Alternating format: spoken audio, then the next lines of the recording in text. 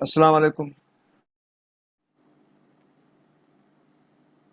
Question number 24 है, do you know the interpretation of law of limitation. Law of limitation की एक interpretation है। This is very important क्योंकि यहां limitation act का असली चेहरा आ जाता है आपके सामने कि लिमिटेशन एक्ट है क्या। मैंने पहले भी गुज़श्ता लेक्चर्स में आपको एक चीज बताई।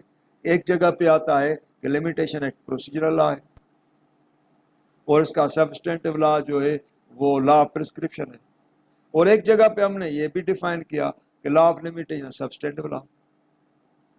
और अभी जो है जो इंटरप्रिटेशन में आ रहा है वो ये आ रहा है कि law of limitation adjective law है। This is third shape of the limitation act. अच्छा, इसके पीछे बैकग्राउंड में ये चीजें क्यों आई?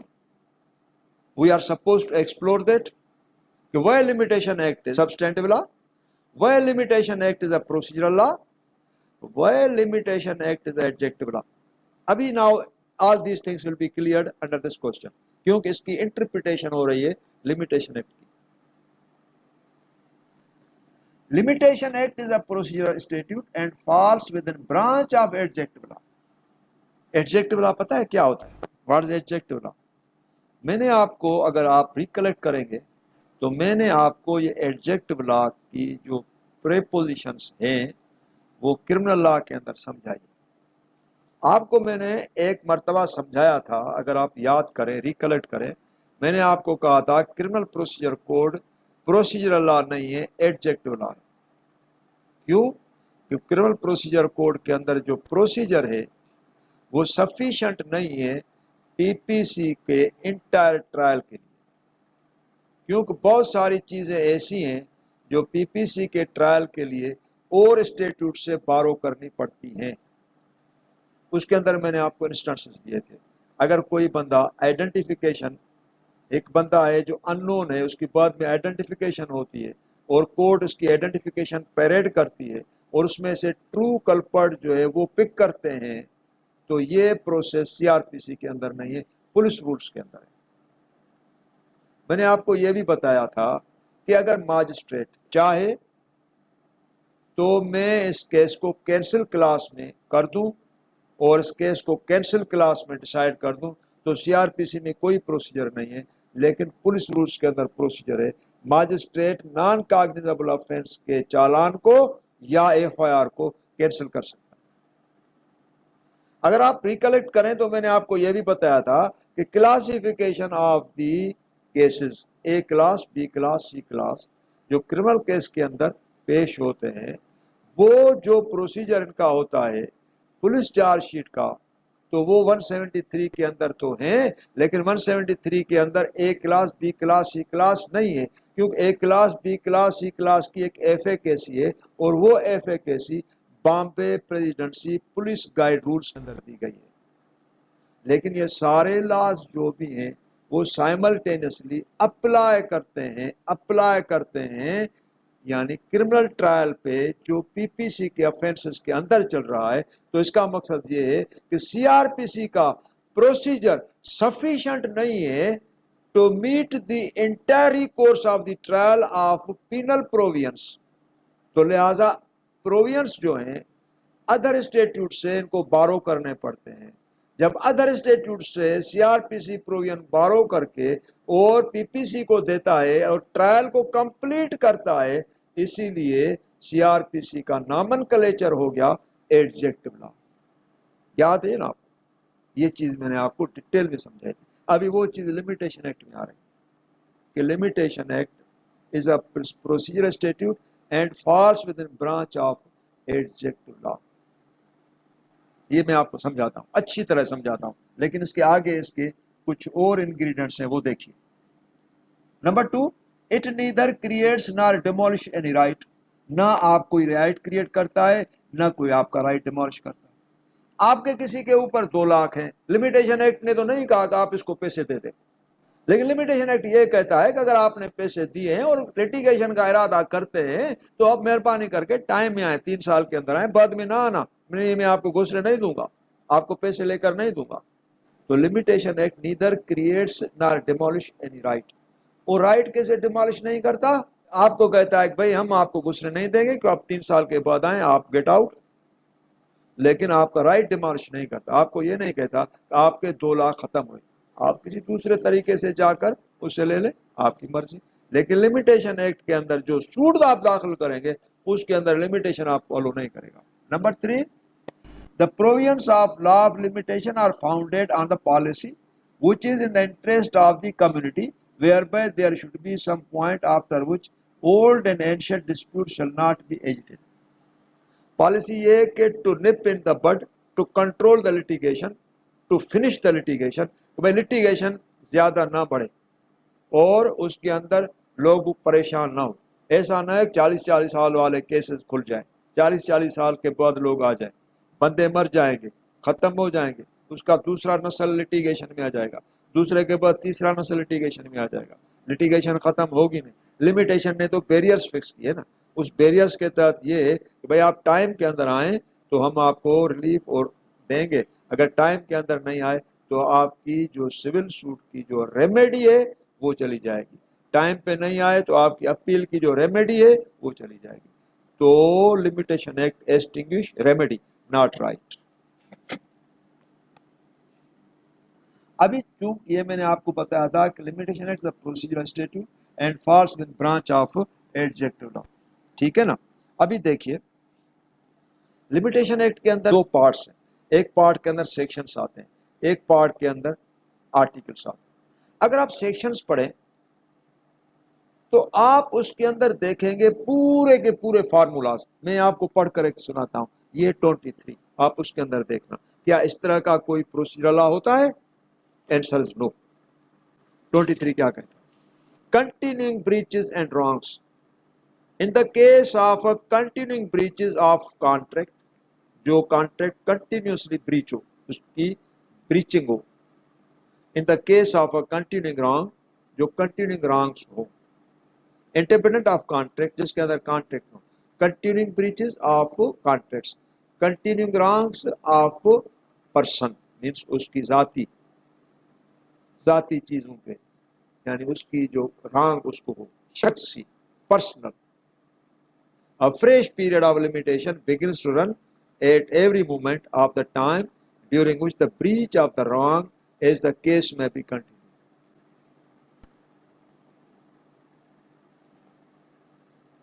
तो उसके अंदर उसकी ब्रीच जो है कंटिन्यूटी में है, तो उसके लिए ये लिखा गया कि वो कभी भी खत्म नहीं हो, कभी भी खत्म नहीं हो। क्या लिखा है? A fresh period of limitation begins to run at every moment of the time during which the breach or the wrong, as the case may be, continues.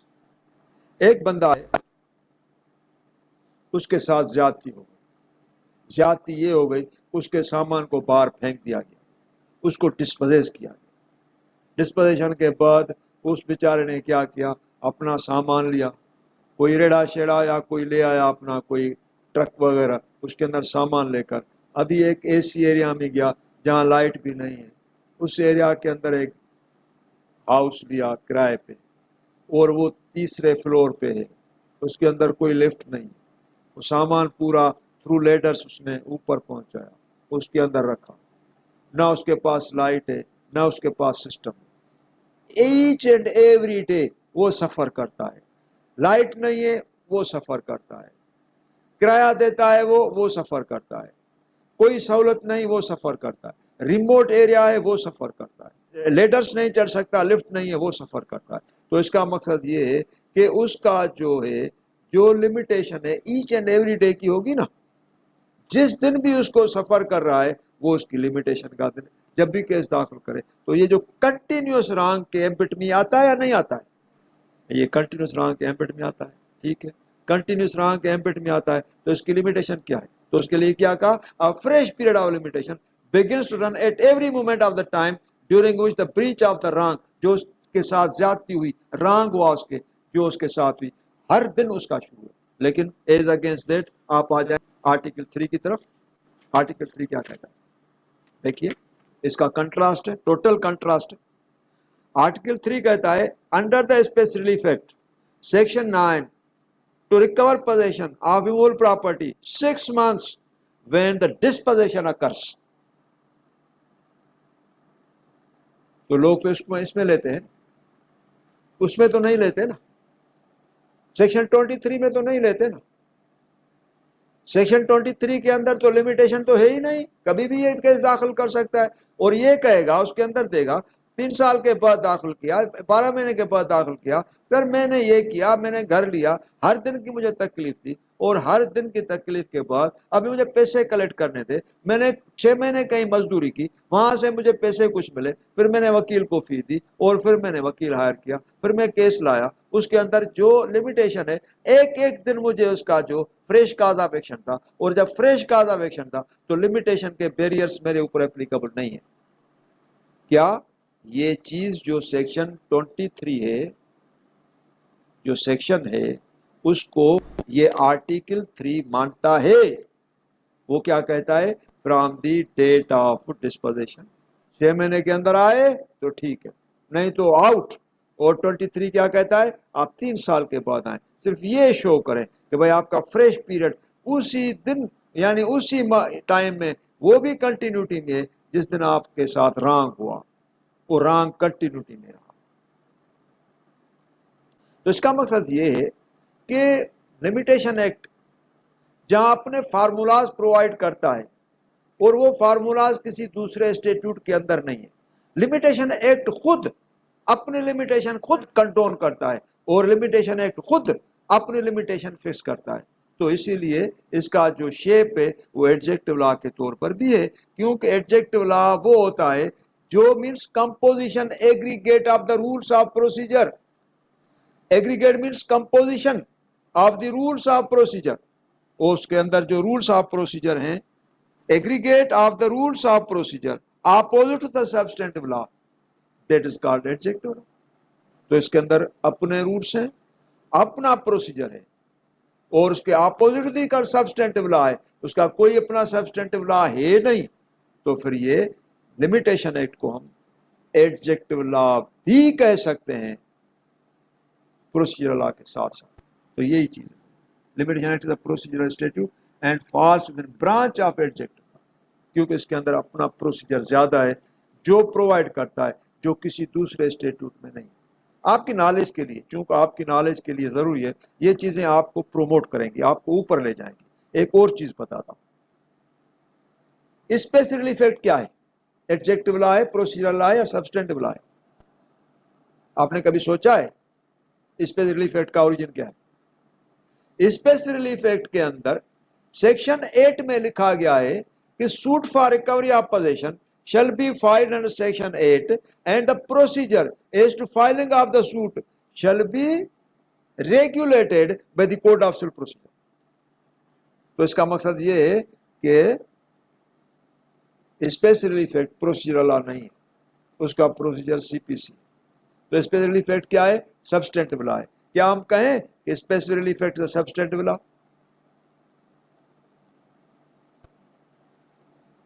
Special effect substantive law भी नहीं है, क्योंकि आप देखिए उसके अंदर section 8 आया।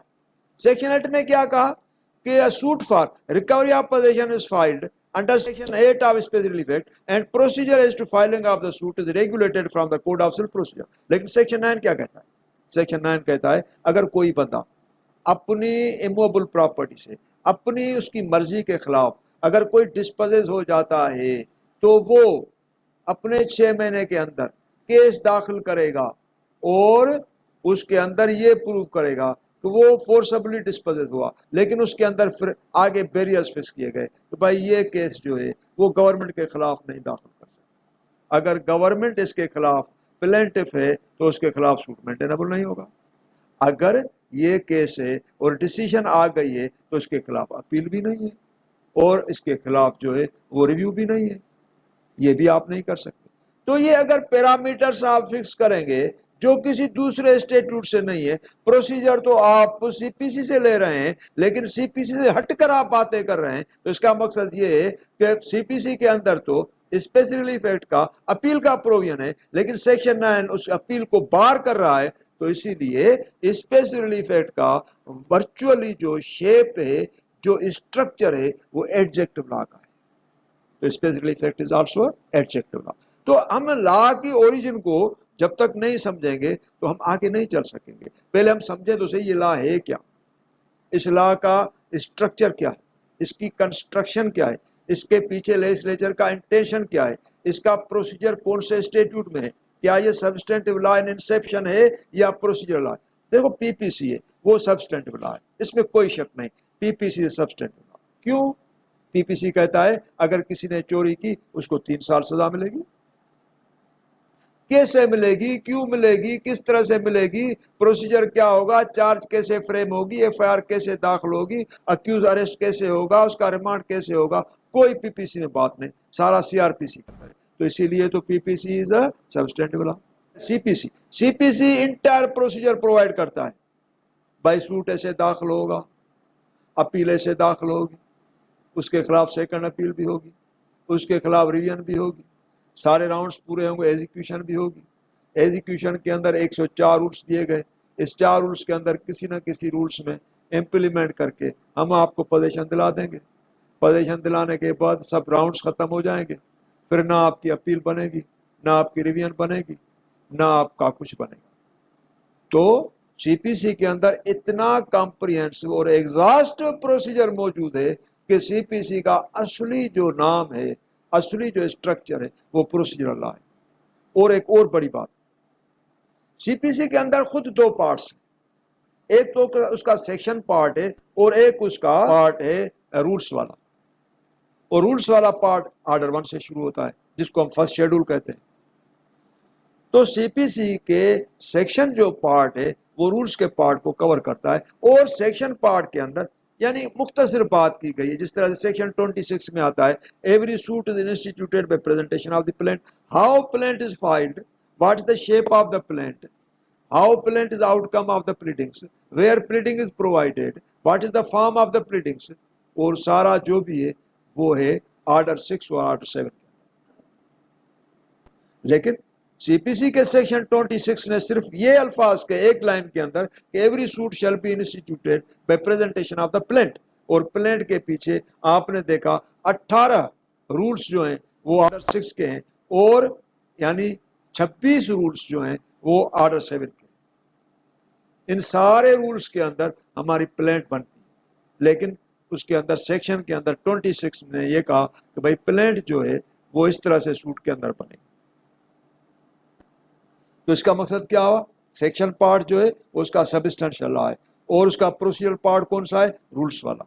लेकिन लॉ कहता है कि चूंकि सीपीसी हर इंस्टीट्यूट को प्रोसीजर प्रोवाइड करता है, सीपीसी के अंदर आप जाएं, लॉ ऑफ टार्ट के अंदर जो भी सूट्स दाखिल होते हैं, वो मनी लेंडिंग एक्ट के अंदर सूट्स दाखिल होते हैं, स्पेशल रिलीफ एक्ट के अंदर होते हैं, कॉन्ट्रैक्ट एक्ट के अंदर होते हैं, सेल ऑफ गुड्स एक्ट के अंदर होते हैं, ट्रांसफर ऑफ प्रॉपर्टी एक्ट के अंदर होते हैं, और डिफामेशन ऑर्डिनेंस के अंदर सूट्स दाखिल होते हैं। वो सारे के सारे जो सूट्स दाखिल होते हैं वो सीपीसी के प्रोसीजर के अंदर दाखिल होते हैं। तो लॉ कहता है जब सीपीसी अपने सीपीसी के अलावा किसी दूसरे स्टेट्यूट को प्रोसीजर देता है तो वो पूरे का पूरा इंक्लूडिंग सेक्शन प्रोसीजर लॉ बन जाता है। लेकिन अपने सूट के अंदर अगर आपने सेक्शन 9 दाखिल कर दिया अंडर सीपीसी, तो उसका जो सेक्शन वाला पार्ट है वो सबस्टेंशियल लॉ होगा, और रूल्स वाला पार्ट जो है वो प्रोसीजरल लॉ होगा। तो लॉ की एक एफिकेसी होती है, उसके अंदर सारे लॉ की बिल्डिंग होती है, हम उसको एक्सप्लोर करते हैं और हम उसको समझकर हम आगे चलते हैं। Question number 25, whether provisions of limitation act and code of civil procedure are to be read peri materia. Peri materia means same thing, one of the same matter. Peri materia means one of the same matter on the same subject. As law peri materia must be construed with reference to each other. वो कैसे, छोटी मिसाल है उसे आप समझ जाएंगे। Section 11 CPC कहता है कि भाई once a suit is instituted and decided and proceedings terminated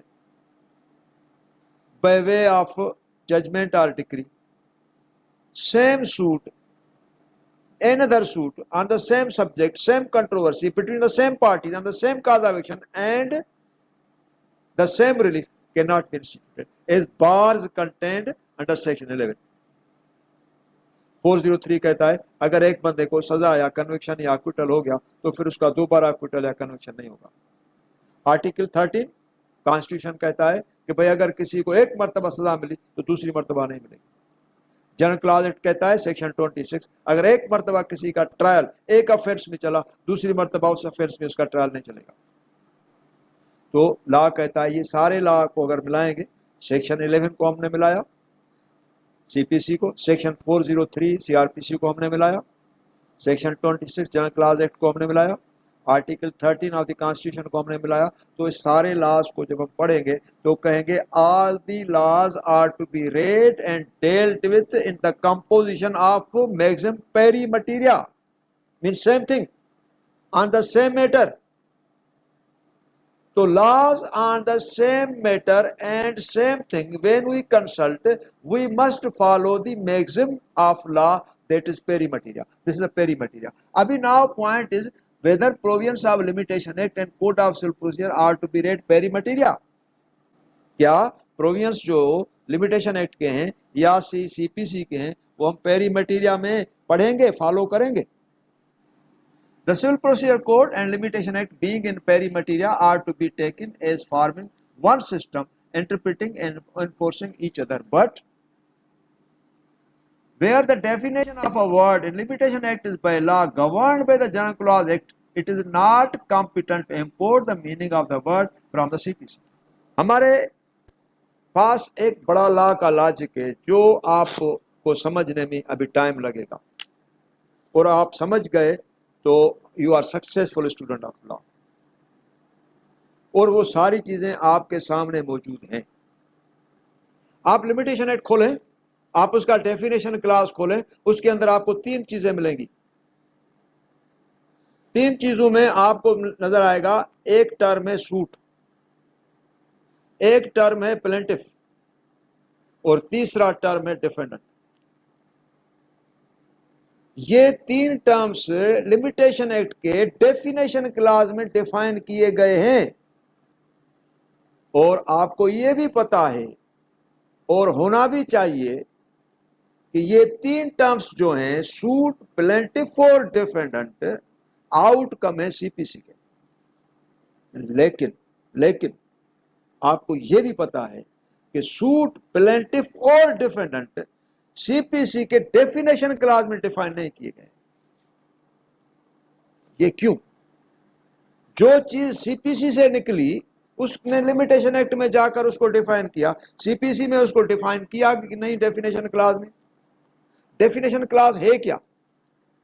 definition class वो होता है जिसके अंदर हम डेफिनेशन देखते हैं, और वो डेफिनेशन जो होती है डिक्शनरी मीनिंग से डिफरेंट होती है, बिल्कुल डिफरेंट होती है। जो डेफिनेशन क्लास की मीनिंग होती है वो डिक्शनरी मीनिंग से मैच नहीं करती, क्योंकि लॉ मेकर्स ने डेफिनेशन क्लास की मीनिंग पे पूरे स्टेट्यूट की बिल्डिंग की हुई होती है। आप पीपीसी के अंदर देखें, डिसऑनेस्ट,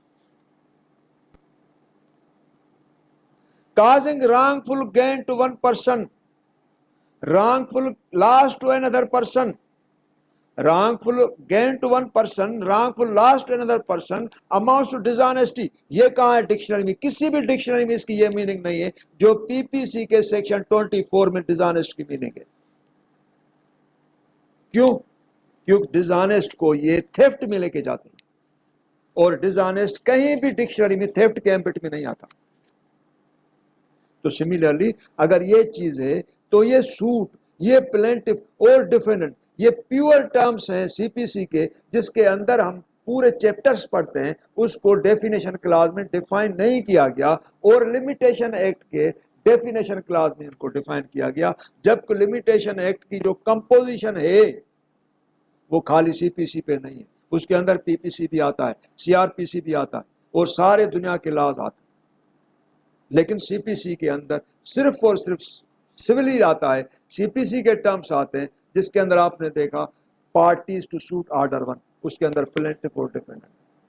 आपने देखा सूट सेक्शन 26 मैंने आपको बताया, सूट उसके अंदर प्लेंट बनती है ऑर्डर 6(7) मैंने आपको बताया, सूट उसके अंदर रिटन स्टेटमेंट आती है, सूट उसके अंदर एडमिशन ऑफ द पार्टीज होती है, सूट, उसके अंदर प्रोडक्शन ऑफ द डॉक्यूमेंट्स होती हैं, उसके अंदर evidence of the parties record होती हैं, और उसके अंदर जजमेंट अनाउंस की जाती है और ट्रायल टर्मिनेट होता है। वो सारा जो भी प्रोसेस और फिनोमेना है वो सूट का है, और उसके अंदर प्लेंटिफ और डिफेंडेंट है। लेकिन उन सूट को और प्लेंटिफ को और डिफेंडेंट को सीपीसी के डेफिनेशन क्लास में नहीं डिफाइन किया गया, लिमिटेशन एक्ट में डिफाइन किया गया।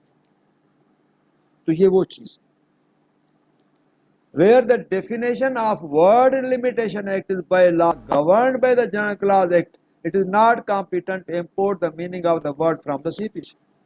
अब यहाँ जनरल क्लॉज एक्ट पे एक बड़ा जबरदस्त फार्मूला है पीपीसी के अंदर, पाकिस्तान पीनल कोड के अंदर। अगर मैं टाइम एंड अगेन अपने लेक्चर्स में कहता आया हूं, आपने रिकलेक्ट करें तो आपको याद आया होगा कि जो भी स्टेट्यूट्स अभी तक बने हैं, जो भी मैंने कंसल्ट किए आज तक, उसके अंदर जितना लाइक मैंने पीपीसी को किया इतना किसी स्टेट्यूट को नहीं किया, क्योंकि पीपीसी के अंदर अजीब किस्म के फार्मूलाज हैं। पीपीसी का आधा जो पीपीसी है वो जनरल एक्सेप्शन और जनरल डिफेंसेस में चला गया। पीपीसी के अंदर एग्रावेटिंग सर्कमस्टेंसेस हैं, पीपीसी के अंदर मिटिगेटिंग सर्कमस्टेंसेस हैं, और पीपीसी के अंदर एक्सेप्शंस हैं, एक्सप्लेनेशंस हैं, और पीपीसी के अंदर इलस्ट्रेशंस हैं।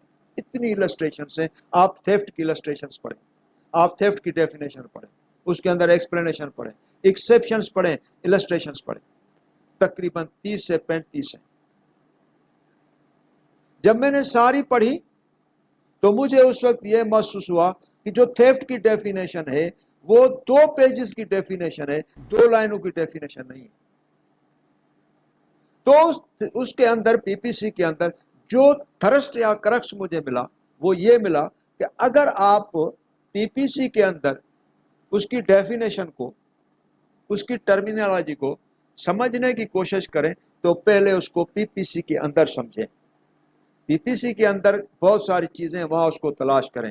उसका पहला जो चैनल है वो इसका डेफिनेशन क्लास, उसका दूसरा चैनल है उसके अंदर एक्सेप्शन, उसका तीसरा चैनल है उसके अंदर एक्सप्लेनेशंस, उसका चौथा चैनल है उसके अंदर इलस्ट्रेशंस।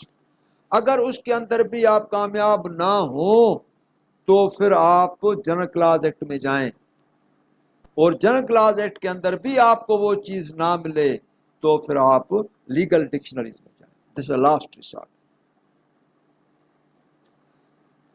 तो मैं एज अ लॉ स्टूडेंट जो ज्यादा से ज्यादा मुताला करता हूं, लेकिन इंस्टीट्यूट छोटा है, उसके मुताला करने में इतना टाइम नहीं लगता, लेकिन मैं मुताला करता था उस वक्त से जब मैं खुद जज था, तो मैं जनरल क्लॉज एक्ट को ज्यादा पढ़ता था,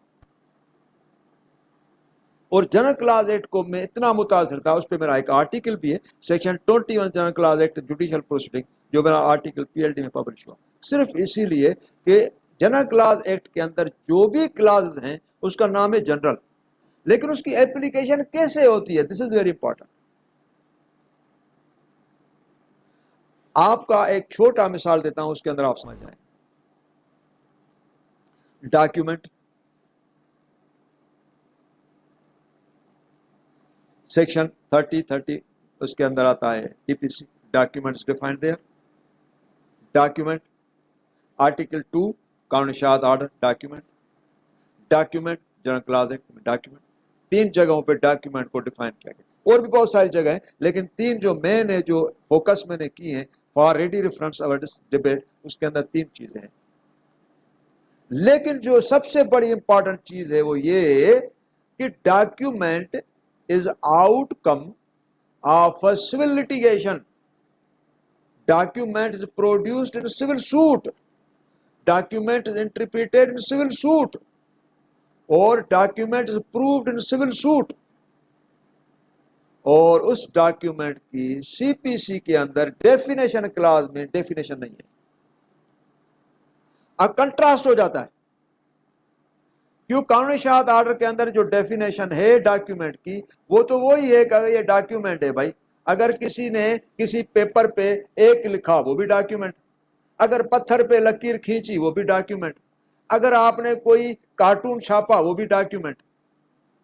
लेकिन पीपीसी के ने कहा कि डॉक्यूमेंट वो है जिसके अंदर फॉर्जरी हो, जिसके अंदर चीटिंग हो, जिसके अंदर टेम्परिंग हो, दैट इज अ डॉक्यूमेंट। और जनरल क्लॉज, अभी देखिए 2 चीजें हैं। अभी हम आते हैं कि कि भाई हमें सीपीसी के अंदर डॉक्यूमेंट की तशरीह करनी है, हम कहां से करें? क्या हम पीपीसी के अंदर जाएं? तो पीपीसी के अंदर तो डॉक्यूमेंट टेम्पर्ड है, उसके अंदर तो सजा है, और सीपीसी के अंदर डॉक्यूमेंट टेम्पर्ड हुआ तो उसकी कंपनसेशन है। तो both statutes are different in their act and application. तो इसीलिए हम जब सीपीसी के अंदर डॉक्यूमेंट की तशरीह करेंगे तो हमें मजबूरन मजबूरन जनरल क्लास एक्ट की तरफ जाना पड़ेगा, क्योंकि जनरल क्लास एक्ट से हमें उसका परपोर्ट मिलेगा, और इससे पीपीसी से हम नहीं ले सकते, क्योंकि पीपीसी सीपीसी के कंट्रास्ट में है। पीपीसी के अंदर सजा है और सीपीसी के अंदर द मोस्ट कंपनसेशन।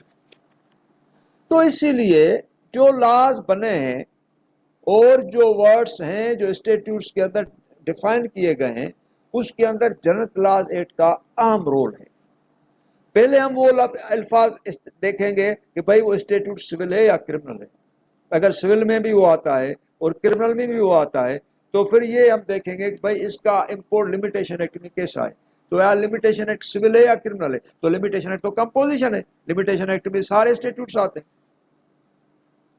उसके अंदर लिमिटेशन क्रिमिनल की भी है, उसके अंदर लिमिटेशन सिविल की भी है। लेकिन लिमिटेशन एक्ट कोई सेट किसी को कोई राइट इंटरेस्ट नहीं करता। Limitation act at the most उसने कहा कि भाई मैं रेमेडी एक्सटिंग्विश करता हूं, राइट से मेरा कोई तलक नहीं। तो हम लिमिटेशन एक्ट को एक पर्सपेक्टिव में पढ़ेंगे, और इसीलिए जो लिमिटेशन एक्ट में सूट की या प्लेंटिफ की या डिफेंडेंट की डेफिनेशन दी गई है, वो सूट के टाइम फ्रेम से दी गई है, उसके राइट से नहीं दी गई है। तो दूसरा क्वेश्चन ये था कि ये डेफिनेशन सीपीसी में क्यों नहीं दी गई? सीपीसी में क्यों दें? जब सूट के ऊपर, प्लेंटिफ के ऊपर, डिफेंडेंट के ऊपर सीपीसी के अंदर कंप्लीट चैप्टर्स हैं, पूरे पूरे आर्डर्स हैं, जिसके अंदर प्लेंटिफ है, जिसके अंदर डिफेंडेंट है, उसको मार्जिन नेरो करने के लिए डेफिनेशन क्लास में क्यों जाएंगे?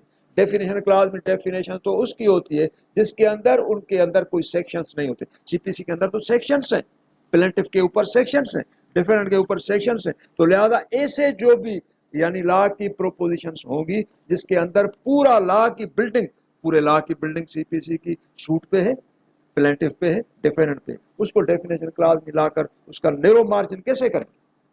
तो ये तो लॉ मेकर्स का एक विजडम है ना। लेकिन चूंकि हम लॉ के स्टूडेंट हैं और हम लॉ के थर्स्ट को, उसकी इम्प्लीकेशन को हम ट्रेस करते हैं, हम कोशिश करते हैं, उसको तलाश करते हैं। आगे चलते हैं। What are the grounds of exemption from the law of limitation? ये जो क्वेश्चन है, what are the grounds of exemption from the law of limitation, ये हमने निकाला है ऑर्डर 7/6 से, सीपीसी ऑर्डर 7/6 सीपीसी। अभी देखिए, where the suit is instituted after expiration of the period prescribed by the law of limitation, ये order 7/6 की language है जो मैंने यहाँ लिखी है। Where the suit is instituted after expiration of the period prescribed by the law of limitation, the plaintiff shall show the ground upon which exemption from such law is claimed. अगर आपने beyond period के suit दाखिल किया है तो आप उसके अंदर एग्जम्पशन लेंगे। आप कहेंगे कि इसके अंदर लिमिटेशन एक्ट में इसकी लिमिटेशन 3 साल है, मैं ये सूट 3.5 साल में दाखिल कर रहा हूँ, तो अपरेंटली मैं 6 महीने डिले हूँ, लेकिन 6 महीने की आप एग्जम्पशन लेंगे, उसके बाद आपका सूट मेंटेन होगा। वो एग्जम्पशन कैसे लेंगे? तो इसके लिए आपको ऑर्डर 7/6 का जो डायरेक्ट तलक है वो है section 3 of the limitation act. उसके अंदर लिखा गया है कि लिमिटेशन जो है वो कंटोनेबल नहीं है, एक दिन की भी कंटोन नहीं होगी, ना सूट के अंदर होगी, ना अपील के अंदर होगी, ना रिवीजन के अंदर होगी, लेकिन लिमिटेशन वहां कंटोनेबल होगी जो सूट डिफेंस में दाखिल किया जाए। तो जो सूट आप डिफेंस में दाखिल करेंगे उसके अंदर लिमिटेशन नहीं। तो डिफेंस का सूट कौन सा है? देखिए, आपके साथ किसी ने एग्रीमेंट किया, आपको एक जगह की एग्रीमेंट हो गई, उस एग्रीमेंट के तहत उसने आपको पोजीशन भी दे दिया, आपने उसको पूरी पेमेंट दे दी, 10 लाख, 20 लाख, 30 लाख। अभी आप उसको रिक्वेस्ट कर रहे हैं कि भाई मुझे आप लिख कर दें, वो आपको लिख कर नहीं दे रहा। आप फिर कह रहे हैं वो लिख कर नहीं दे रहा। 3 साल अरसा गुजर गया, सूट इसका परफॉर्मेंस का वो नहीं कर रहा, चौथे साल आपने आकर केस दाखिल कर दिया, इस जनाब आली इसको मेहरबानी करके कहें कि इस पर परफॉर्मेंस कर दें और मुझको ये रजिस्टर से एडिट करके दें, तो ये केस जो है सूट जो आपका है ये डिफेंस में है, क्योंकि उसके अंदर आप ऑफेंसिव तो है नहीं, आप तो उसकी कैंसिलेशन मांग नहीं रहे, आप तो एक परफॉर्मेंस भी नहीं मांग रहे, लिमिटेड उसका एक्सटेंट है जिसकी इन्फोर्समेंट के लिए आप आए, तो ये आपका सूट डिफेंस भी है। और डिफेंस के अंदर अगर आप 4 साल में भी लाएंगे तो ये सेक्शन 113 का जो इम्प्लीकेशन है लिमिटेशन एक्ट की, इसके अंदर एप्लीकेबल नहीं होगा। तो इस तरह से ऑर्डर 706 के अंदर वो सूट्स जो बियॉन्ड द लिमिटेशन दाखिल किए जाते हैं वो कंडोनेबल, उसकी एग्जम्पशन आपको देनी पड़ेगी विद एक्सप्लेनेशन कि मैं इतने टाइम से बार्ड हूं, लेकिन उसका जो बार है इस लॉ के तहत मुझे फेवर कर रहा है। वो कौन सा लॉ है? Section 3 of the limitation act, mean suits on defence, जिसके अंदर लिमिटेशन अप्लाई नहीं करती। आगे चलते हैं। Here we shall discuss the implication of section 3 of limitation act. हमने कर दिया आपको। 27 कहता है वह limitation act is composed of both the sections and articles. Sections control the application of articles except so far as particular article clearly precludes the application of a section. Section part जो है वो उसको control करता है, तो इसका वही जवाब है जो मैं आपको यानी सेक्शन 3 की लिमिटेशन में आपको समझा चुका हूं, जिसके अंदर सेक्शन 9 की लिमिटेशन 6 महीने थी और उसको मैंने लिंक किया था सेक्शन 23 के साथ। Sections control the applications of article, section जो है लिमिटेशन एक्ट की वो कंट्रोल करते हैं, लेकिन particular article clearly precludes application of, वो एक्सक्लूड भी कर सकते हैं, क्योंकि उसने कहा कि भाई day by day fresh cause of action, उसको हर दिन से उसको जो डिस्पोजेस हुआ बंदा, उस जिसके साथ रॉन्ग हुआ, डिस्पोजेस का नाम नहीं है, रॉन्ग का है, अगर जिसके साथ रॉन्ग हुआ किसी भी दिन पे वो केस दाखिल कर सकता है, उसके लिए कोई लिमिटेशन नहीं। लेकिन सेक्शन 3 कहता है, आर्टिकल 3 कहता है नहीं, from the date of disposition. तो अभी इसके अंदर, क्योंकि उस वक्त मैंने आपको बताया था कि सेक्शन 3 जो है वो ओवरराइडिंग इफेक्ट है, लेकिन इसके व्यू में जब आ गया article clearly precludes the application of section, तो यहां अगर आपने वो सूट 6 महीने के बाद दाखिल कर दिया और सेक्शन 23 की आपने कोर्ट के अंदर जस्टिफिकेशन देगी, तो कोर्ट आपसे सेक्शन 23 की जस्टिफिकेशन नहीं मानेगी, वो एक्सेप्ट नहीं करेगी, आपको ले आएगी सेक्शन आर्टिकल 3 की तरफ। भाई उसके अंदर डेट ऑफ डिस्पोजिशन में आपको 6 महीने में आना था, अगर आप 6 महीने में नहीं आ सके हैं तो यूर सूट इज बार्ड। तो आप कहेंगे सर ये 23 देखो उसके अंदर रॉन्ग है और fresh cause of action accrues to me from every passing day, उसके अंदर मैं आ सकता हूँ, कोर्ट नहीं मानेगी, क्योंकि यहाँ ये आ गया कि where particular article clearly precludes the application of any section, उसने प्रीक्लूड कर दिया, उसके अंदर क्लियर फार्मूला। अभी आते हैं आगे, सेक्शन 28 में है what is meaning of residuary article in the limitation act. Residuary article देखो, अगर कोई आर्टिकल यानी उस पर्टिकुलर सूट पे एप्लीकेशन पे नहीं है, जैसे इंस्टेंस है वेरी मच क्लियर डिक्लेरेशन का सूट है, कोई भी डिक्लेरेशन की यानी के लिए कोई भी यानी फ्रॉम 1 to 149 जो मैंने आपको बताया, उस पर कोई भी यानी फर्स्ट डिवीजन में ऐसा कोई भी नहीं है यानी आर्टिकल जो डिक्लेरेशन पे एप्लीकेबल। तो डिक्लेरेशन के लिए हम कहाँ जाते हैं? 120 में, और 120 क्या है? Residuary article. Residuary article means omnibus article. Omnibus article क्या कहता है? वो कहता है कि जहां स्पेसिफिक प्रोविजन ना हो तो हम ओमनीबस या रेजिडुअरी आर्टिकल का सहारा लेते हैं। तो डिक्लेरेशन का सूट कितने टाइम में दाखिल होगा? 6 साल में। वो कौन से प्रोविजन में? आर्टिकल 120। क्या 120 डिक्लेरेशन के लिए? बोला नहीं, तो काय के लिए? ये रेजिडुअरी आर्टिकल है, जहां लिमिटेशन किसी प्रोविजन की नहीं है वहां ये स्टॉप गैप के तौर पर काम करता है, ओमनी बस प्रोविजन के तौर पर काम करता है। सिमिलरली एप्लीकेशन के लिए 181 आप सेक्शन 12(2) सीपीसी उसको चैलेंज करते हैं, एप्लीकेशन एंड सेक्शन 12(2) वो आप 181 में ले आते हैं। आप एग्जीक्यूशन है, एग्जीक्यूशन का कोई प्रोविजन नहीं, 182 था वो ओमिट हो गया, अभी एग्जीक्यूशन हम दाखिल करते हैं 181 में, और 181 जो है वो रेजिड्यूरी आर्टिकल, क्योंकि एग्जीक्यूशन की भी डायरेक्ट लिमिटेशन का कोई प्रोविजन नहीं, और सेक्शन 12(2) एप्लीकेशन का भी डायरेक्ट कोई प्रोविजन नहीं। तो हम रिसॉर्ट लेते हैं उस ओमनी बस प्रोविजन का, जो है article 181। A residuary article applies only if no other articles applicable are attracted. It means that where a particular article of limitation act is attracted, a resort to the omnibus or residuary article cannot be met. अगर particular provision है तो वहां जाएंगे, अगर नहीं है तो residuary article का हम सहारा लेंगे। ये 2000 CLC 285। अभी 29 पे whether law of limitation carries retrospective effect और prospective. This is very important.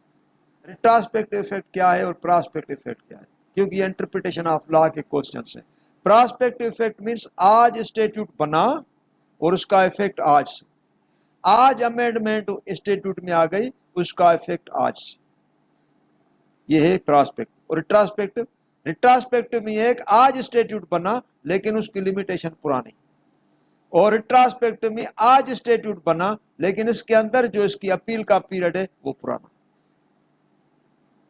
ऐसे कैसे? स्टैट्यूट आज अमेंड हुआ, स्टैट्यूट आज वो पुराना रिपील हो गया, लेकिन लिमिटेशन पुराने स्टैट्यूट की हम ले रहे हैं, क्यों? आंसर देखिए। Limitation act being procedural law comes in the exception of retrospective effect. जो भी प्रोसीजरल लॉ होता है उसके अंदर अमेंडमेंट होगी तो रिट्रोस्पेक्टिव इफेक्ट आएगा। जो भी सब्सटेंशियल लॉ है उसके अंदर अमेंडमेंट होगी तो प्रॉस्पेक्टिव इफेक्ट आएगा। पीपीसी के अंदर अमेंडमेंट होगी उस दिन से काउंट होगी, पुरानी चीजें गई। मसलन 379 को अमेंड करते हैं, भाई अभी थेफ्ट की सजा 3 साल है, 4 साल नहीं, और आज इनेक्ट हो गया अमेंडमेंट के बाद, तो अभी जो भी होगा तो उसमें अंदर 4 साल होगी। जज ये नहीं कहेंगे कि भाई 3 साल पहले, क्योंकि पीनल प्रोविजन है और उसके अंदर उसका जो इफेक्ट है वो प्रॉस्पेक्टिव है, माना उस दिन से, जिस दिन से ये अमेंडमेंट आ गई या जिस दिन से ये स्टैट्यूट इनेक्ट हुआ। और प्रोसीजर लॉ के अंदर कुछ चीजें ऐसी होती हैं जो पुरानी होती हैं, अभी उसको यानी ओमिट नहीं किया जा सकता। जिस तरह से Sindh rent and premises ordinance था वो 1979 में इनेक्ट हुआ, उससे पहले रेंट रिस्ट्रिक्शन ऑर्डिनेंस था। तो कुछ प्रोविजंस ऐसे थे जिसके अंदर लिखा गया अगर ट्रायल कंक्लूड नहीं हुआ है तो पुराने लॉ के जो भी प्रोविजंस है इसके अंदर एप्लीकेबल होंगे जब तक वो ट्रायल कंक्लूड हो, क्योंकि प्रोसीजर के अंदर ट्रायल कंप्लीट तो होना है, और ट्रायल का पहला ऐसा पुराने लॉ के अंदर, बीच में ट्रायल पहुंचा तो लॉ अमेंड हो गया और वो खत्म हो गया, तो वो बीच वाला ऐसा पुराने नए लॉ के साथ कैसे मिलाकर चलेंगे? अगर पुराने लॉ के अंदर लिमिटेशन है 60 दिन और नए लॉ के तहत लिमिटेशन है 30 दिन, तो अगर नया आप सूट दाखिल कर रहे हैं और दोनों लिमिटेशन फील्ड में तो नहीं होगी, एक तो गई, तो लॉ कहता है कि वो आप प्रोसीजर लॉ के अंदर अमेंडमेंट है टाइम फ्रेम की, तो आप 60 दिन में दाखिल करें। कब तक? जब तक ये सिस्टम पूरा रीशेड्यूल हो जाए। तो प्रोसीजर लॉ के अंदर जो अमेंडमेंट आती है उसका इफेक्ट रिट्रोस्पेक्टिव होता है, और सब्सटेंशियल लॉ के अंदर जो अमेंडमेंट होती है उसका इफेक्ट प्रॉस्पेक्टिव होता है। आया अमेंडमेंट आप कहें या इनेक्टमेंट कहें, क्योंकि नया लॉ इनेक्ट भी होता है। इलीगल डिस्पोजिशन एक्ट 2005 में इनेक्ट हुआ और नया स्टैट्यूट था, पीनल स्टैट्यूट था, उसका इफेक्ट हुआ 7 जुलाई 2006। तो उसके अंदर कहा गया कि this statute will carry prospective effect, mean उस दिन से जुलाई 7 से इसका इफेक्ट होगा। 6 जुलाई को बंदा डिस्पोज हो गया, उसने आकर केस दाखिल कर दिया, लिखा 6 जुलाई से डिस्पोज हो गया और 7 जुलाई को ये आ गया। तो कोर्ट ने कहा भाई इसका लॉ का जो इफेक्ट है वो 7 जुलाई से, आप 6 जुलाई को डिस्पोज हुए तो आप पुराने लॉ स्पेशल रिलीफ एक्ट के अंदर सेक्शन 9 में चले जाएं। यहां अगर आप आएंगे तो 7 जुलाई से इसकी इंप्लीकेशन है, 6 से नहीं। तो इसका मकसद क्या हुआ कि जो पीनल का लॉ है, जो पीनल लॉ है जो इनेक्टमेंट होती है उसका इफेक्ट उस दिन से होता है जिस दिन से उसकी इनेक्टमेंट हो गई। या पीनल लॉ है, उसके अंदर अमेंडमेंट आती है, उसका इफेक्ट उस दिन से होगा जिस दिन से अमेंडमेंट आ गई। लेकिन प्रोसीजर लॉ के अंदर कुछ चीजें प्रोसीजर में फंसी हुई है, कंटिन्यूटी में, तो उसका जो रिट्रास्पेक्टिव इफेक्ट होता है, भाई जैसे वो पूरी रेगुलराइज हो जाए, सिस्टम पूरा रेगुलराइज हो जाए, उसके बाद 1 साल 6 महीने के बाद जब वो लिटिगेशन कंप्लीट हो जाए तो नई लिटिगेशन के अंदर वो स्टेट्यूट इस्तेमाल होगा जो रिट्रास्पेक्ट, जो अभी नया अमेंडेड है, तो उसके अंदर फिर उसके बाद उसके अंदर प्रॉस्पेक्ट इफेक्ट होगा। लेकिन चलती प्रोसीडिंग में, कंटिन्यूटी वाली प्रोसीडिंग में ये यानी कोई भी यानी लेजिस्लेचर ये नहीं चाहेगा कि भाई नया स्टेट्यूट घुसे और पुराना स्टेट्यूट नलीफाई हो, क्योंकि प्रोसीजर की बात है। For instance, where a suit is with time according to old act but barred by the new act, suit अगर टाइम है in the old act but barred by the new act and the new act comes into force at once, the suit can be instituted within the time prescribed with old act. Suppose कीजिए हमने अभी एक case दाखिल कर दिया court के अंदर, अभी स्क्रूटनी में है, एडमिट नहीं हुआ, अभी उसके अंदर कोर्ट ने ऑब्जेक्शन लगा दिया, हमने कहा कि भाई इसके अंदर हम कोर्ट फीस देंगे, हमें टाइम दें, कोर्ट ने उसके अंदर हमें 30 दिन का टाइम दे दिया, अचानक अमेंडमेंट आ गई, उस दिन के कहा गया भाई ये जो केस है वो 15 दिन के अंदर दाखिल होगा, हमने वो दाखिल किया था 30 दिन के अंदर, तो क्या वो हमारे ऊपर एप्लीकेशन 15 दिन की होगी? नहीं, क्योंकि हमने पहले दाखिल किया, अभी उसके अंदर नया लॉ बाद में आया और अभी उसकी इम्प्लीमेंटेशन है या नहीं है वो दैट इज अ पार्ट। लेकिन प्रोसीजर के अंदर हमारी लिटिगेशन कोर्ट के अंदर है, तो हमारा case that will be governed by the old law not new law, क्योंकि उसके अंदर जो अमेंडमेंट है that has retrospective effect not prospective effect. तो हमारा केस तो 30 दिन की लिमिटेशन में जाएगा, 15 दिन की लिमिटेशन में नहीं जाएगा, ये वो चीज है। यह है कि where a suit is within time according to old act but barred by the new act and the new act comes into force at once, the suit can be instituted within the time prescribed by the old act. old act के तहत उसकी limitation count. Number 30 है, does limitation bar remedy as well as jurisdiction? नहीं, limitation बार तो करेगी remedy को, jurisdiction को बार कैसे करेगी? सपोज कीजिए आपके यहाँ कोर्ट ने कहा कि भाई आप टाइम में नहीं है और यूर सूट इज डिसमिस्ड, आपने अपील कर दी और अपील में आपने जज को सेटिस्फाई कर दिया, से आवाज विद इन टाइम, नीचे कोर्ट ने नहीं सुना, उसने कंडोन कर दिया, तो आपकी ऊपर कंडोनेशन हो गई, नीचे नहीं हुई, तो नीचे उसने आपकी रेमेडी तो बार की कि भाई आप नहीं जा सकते, जुरिस्डिक्शन तो बार नहीं कर सकते कि भाई अपील नहीं कर सकते, आप तो अपील कर सकते हैं, तो लिमिटेशन जुरिस्डिक्शन बार नहीं करेगा, रेमेडी बार करेगा। Limitation is a bar against a party in pursuing it's cause and not bar on the assumption of the jurisdiction because the court for justified reasons can condone the time limitation। 2013 supreme court monthly review 752। 31 में does law of limitation apply on criminal proceedings? Criminal proceeding पे law of limitation apply नहीं करता।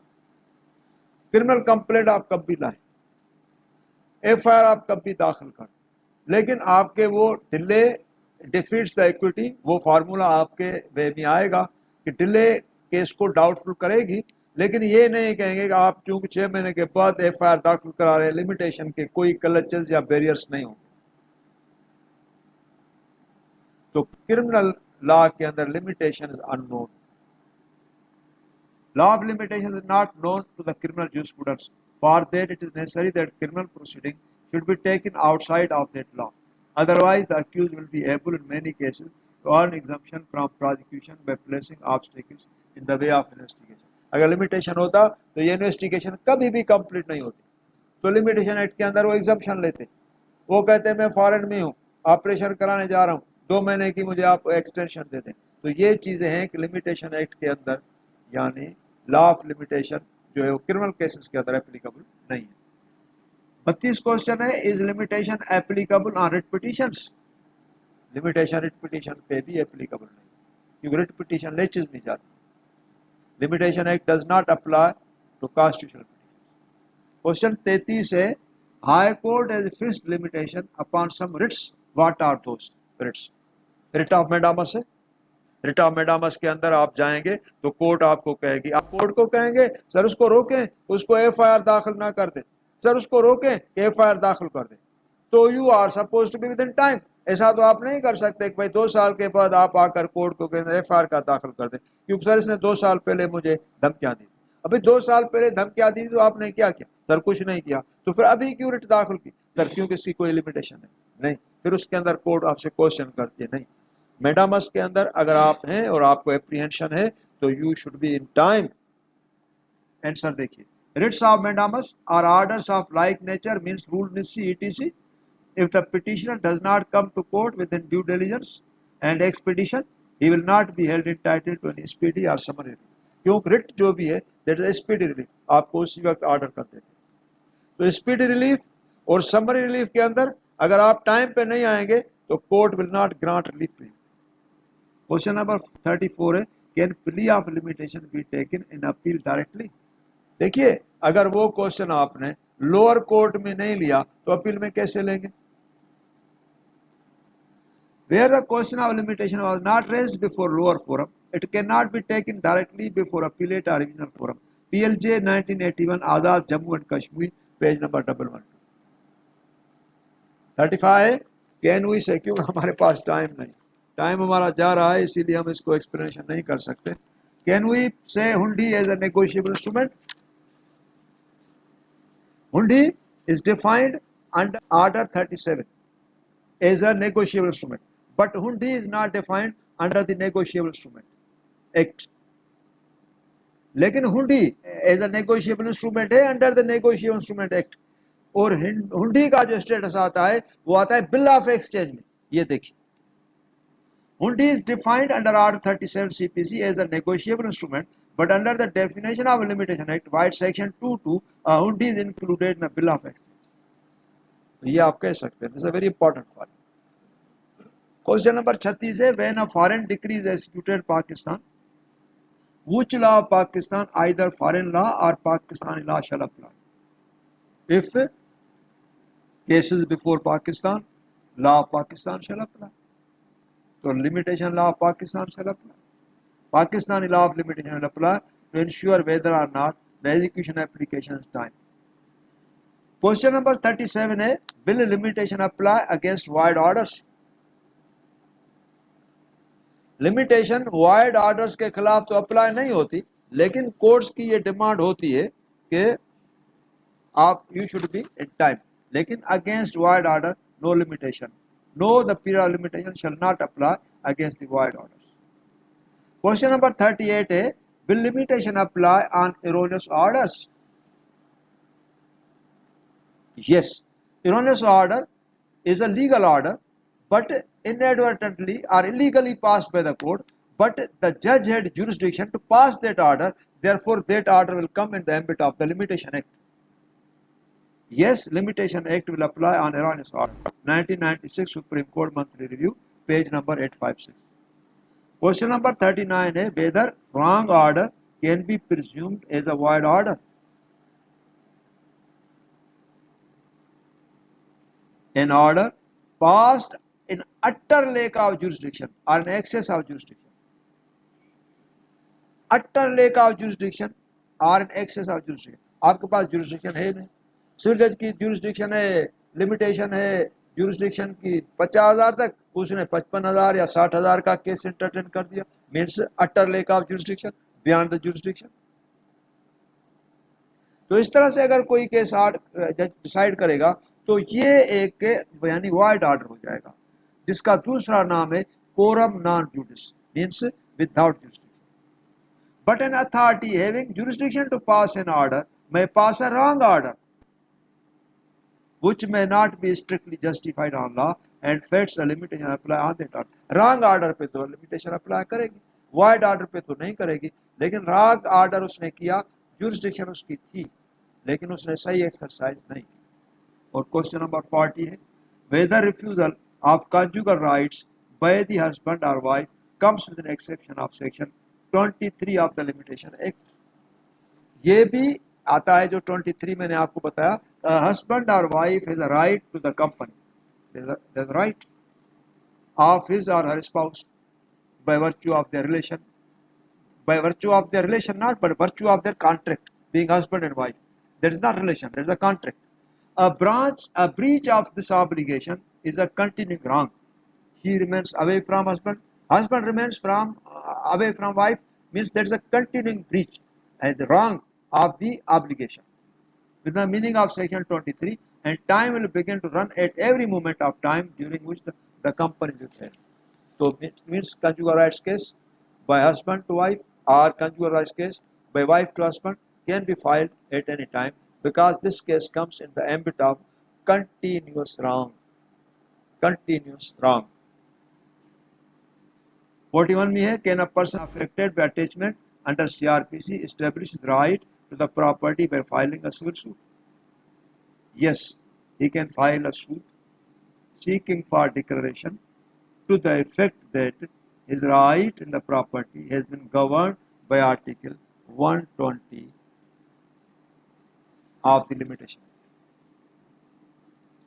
तो अगर attachment हो जाती है CrPC के अंदर, सीआरपीसी के प्रोसीडिंग के अंदर, तो उसका ये सिविल सूट दाखिल कर सकता है और डिक्लेरेशन ले सकता है कोर्ट से कि अटैचमेंट जो थी दैट वाज अनवारंटेड पहला। हमने आपको 41 क्वेश्चंस दिए थे और 41 क्वेश्चंस हमने कंप्लीट कर दिए और हमारा टाइम भी ख़त्म हो रहा है। तो अभी हम आगे जो है, जो अगर आपके क्वेश्चंस हैं हमसे आप करते हैं आखिर में, वो आप कर सकते हैं और ये असाइनमेंट हमारी फिनिश हो गई।